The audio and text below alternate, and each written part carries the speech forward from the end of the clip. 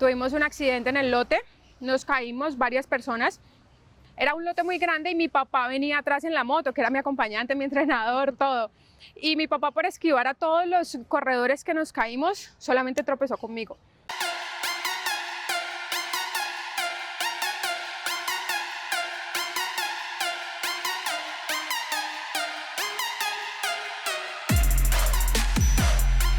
Hola, hoy los saludamos desde el Velódromo Alcides Nieto Patiño con una invitada que llegó al periodismo deportivo por pura casualidad, como dice ella. A Joana Quintero, bienvenida y muchísimas gracias por aceptar la invitación. Hola Jessy, no, feliz de estar aquí con ustedes compartiendo esta experiencia y esta entrevista tan bonita.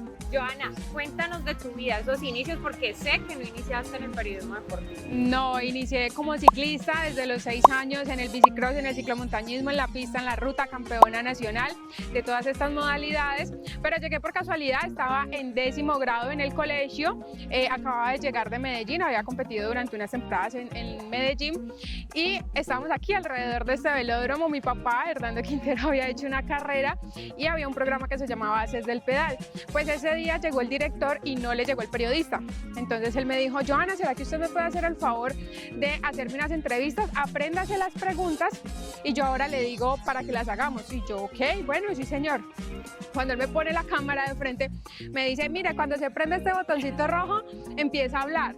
Y yo, bueno señor. Entonces yo estaba con el invitado y bueno, Joana, ya. Y yo, empecé a entrevistarlo.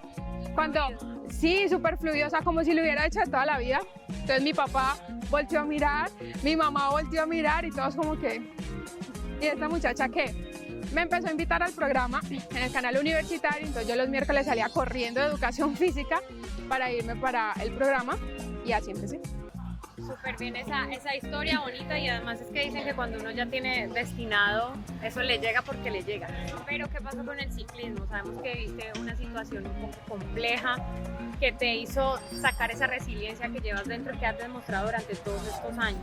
Bueno, en el año 2014 estábamos preparándonos para la Vuelta al Valle Femenina y pues íbamos entrenando normal en un lote y exactamente en el mojón 10 de la recta Cali-Palmira, es decir, cuando uno ya voltea hacia el aeropuerto, tuvimos un accidente en el lote, nos caímos varias personas. Era un lote muy grande y mi papá venía atrás en la moto, que era mi acompañante, mi entrenador, todo. Y mi papá, por esquivar a todos los corredores que nos caímos, solamente tropezó conmigo. Pasó por toda esta parte de atrás mía, encima de mi cuarta vértebra, que está a nada de desprenderse y con eso tengo que convivir. Recuerdo que, escuchaba como muchas voces, mi papá paró, empezó a pedir una ambulancia, me cogió, pero yo perdí el conocimiento porque la verdad, aparte que dimos muchas vueltas, muchas bicicletas también me pasaron por encima. Recuerdo que desperté ya casi llegando al hospital. No recuerdo ninguno de los exámenes que me hicieron, no recuerdo cuántas radiografías me sacaron, solamente recuerdo que cuando desperté yo no sentía mis piernas y estaba mi mamá, mi papá, mi hermano y decían que yo no iba a volver a caminar y eso para mí fue pues obviamente muy duro, tener que andar en una silla de ruedas. Mi cuello quedó tan mal que mi cuello se iba como un pollo, o sea, así se iba, no podía sostenerlo. Tuve que utilizar durante mucho tiempo corrector de postura, también el cosito acá del cuello, pero me levanté. Y aquí estás. Y aquí estoy. Joana, ese momento fue muy difícil. De hecho, tu rostro como que nos transporta a esa sensación que viviste ese momento.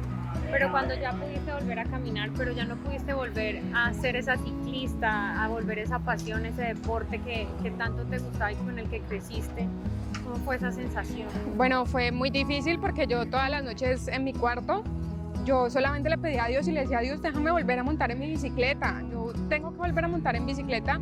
Llevamos mucho tiempo entrenando para esa Vuelta al Valle. Mi papá había hecho una inversión también muy grande en nuevas bicicletas, una bicicleta especial para la crono, que era mi modalidad. Entonces yo le decía a mi dedo meñique: tienes que moverte, y se lo repetía todos los días, todo el día: tienes que moverte. Y una vez se movió y después se movieron otros dedos y después el pie y después me paré de la cama y me caí, pero volví y me paré. Un día mis papás se fueron y me dejaron sola en la casa. Cuando llegaron yo estaba montada en la bicicleta estática y yo, papá, tenemos que salir a entrenar. Mi mamá se oponía a todo, pues obviamente el hecho de que mi mamá me tuviera que bañar, que vestir, darme la comida, todo. Pero mi papá no, sí, vamos a entrenar. Yo salí a entrenar con el corrector del cuello y así entrené y así corrí y la crono fue espantosa por la posición aerodinámica, tengo que estar así. Entonces yo cuando estaba en el partidor, mi papá estaba ahí al lado, yo estaba así con el cuello ortopédico. Cuando 5, 4, 3, mi papá me quita el cuello y a mí la cabeza se me va así.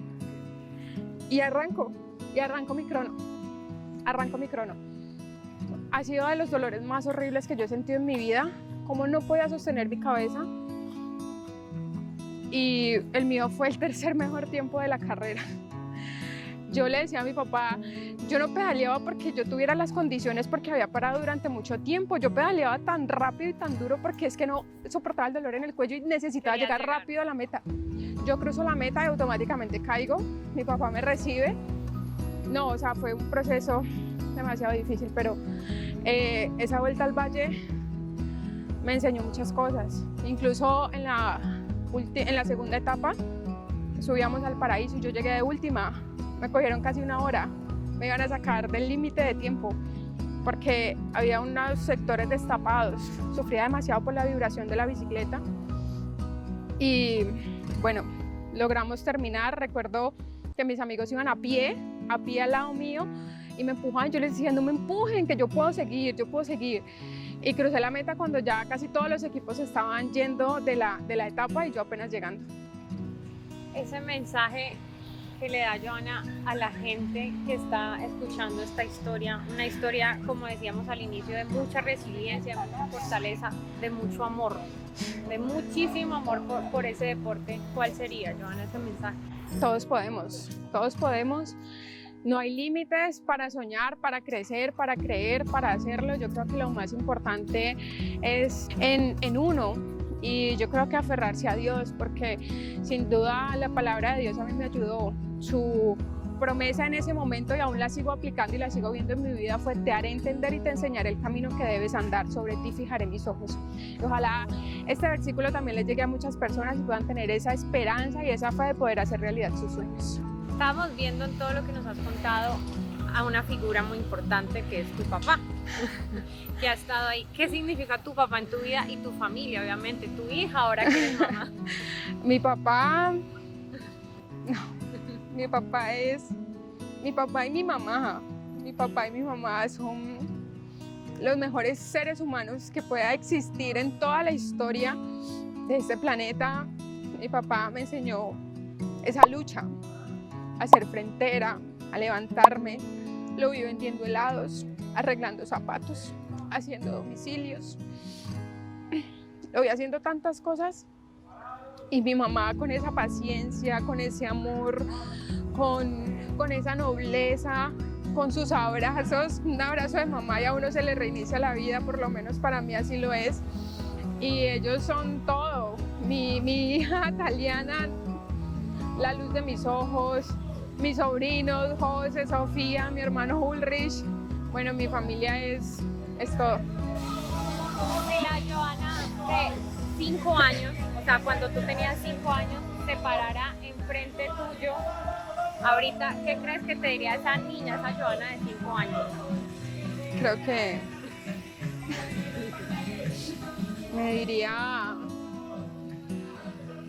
que voy a ser capaz de superar cualquier obstáculo. Que no hay límites, que no importa lo grande que sea la montaña, que lo voy a superar.